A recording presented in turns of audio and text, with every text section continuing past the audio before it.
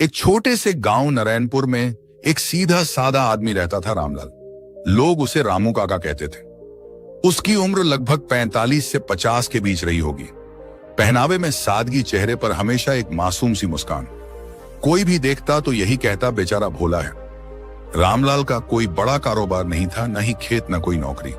बस सुबह उठता, मंदिर जाता, थोड़ी बहुत झाड़ू पोंछा करता और बाकी दिन चुपचाप गांव में टहलते हुए बिताता। गांव के नौजवान उसे अक्सर चिढ़ाते, देखो देखो आ गया पगला रामू, आज किससे मूर्खता की बात करेगा। बच्चे उसे पत्थर मारते नहीं थे, लेकिन उसकी नकल उतार कर खूब हंसते थे। कई बार तो लोग उससे जानबूझकर उलटे सीधे सवाल पूछते ताकि वो कोई अजीब जवाब दे और सब हंसी उड़ाएं। लेकिन रामू काका कभी गुस्सा नहीं होता, बस मुस्कुराता रहता और आगे बढ़ जाता।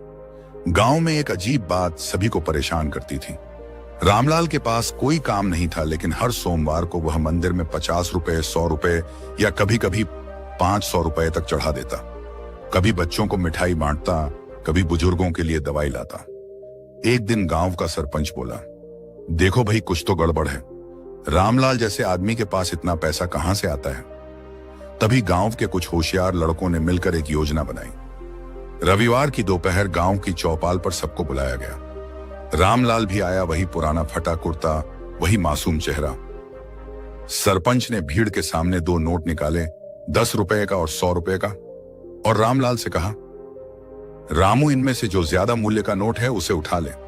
रामलाल ने बिना एक पल सोचे 10 रुपए का नोट उठाया। भीड़ जोर से हंसी। देखा, इसीलिए तो कहते हैं पगला है।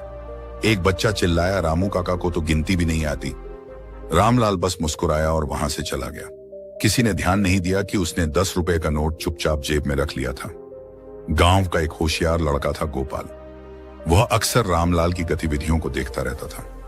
उसे शक था कि यह आदमी उतना सीधा नहीं जितना दिखता है। उसने तय किया, आज पीछा करूंगा। रामलाल जब घर पहुंचा, गोपाल चुपचाप उसके पीछे पीछे गया और थोड़ी देर बाद दरवाजा खटखटाया। रामलाल ने दरवाजा खोला। अरे गोपाल, आओ बेटा, क्या हाल है। गोपाल सीधे मुद्दे पर आया। रामू काका, आपने 100 रुपए छोड़कर 10 रुपए क्यों उठाया? आप जानते तो हो ना कि कौन सा बड़ा नोट है। रामलाल हंसा, फिर धीरे से बोला, बेटा तू बैठ, मैं तुझे कुछ दिखाता हूं। वह कमरे में गया और एक पुराना सा बक्सा लाया। उस बक्से में 10 रुपए के नोट, 20 रुपए के नोट, 50 रुपए के नोट और चांदी के सिक्के भरे हुए थे। गोपाल की आंखें फटी रह गईं। ये सब कहां से आए, उसने पूछा।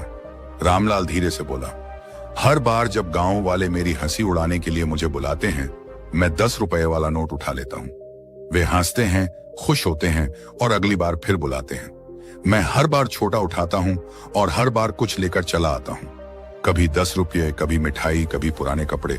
और एक बात बताऊं, गोपाल चुपचाप सुनता रहा। जिस दिन मैं 100 रुपए का नोट उठा लूंगा, उस दिन खेल खत्म हो जाएगा।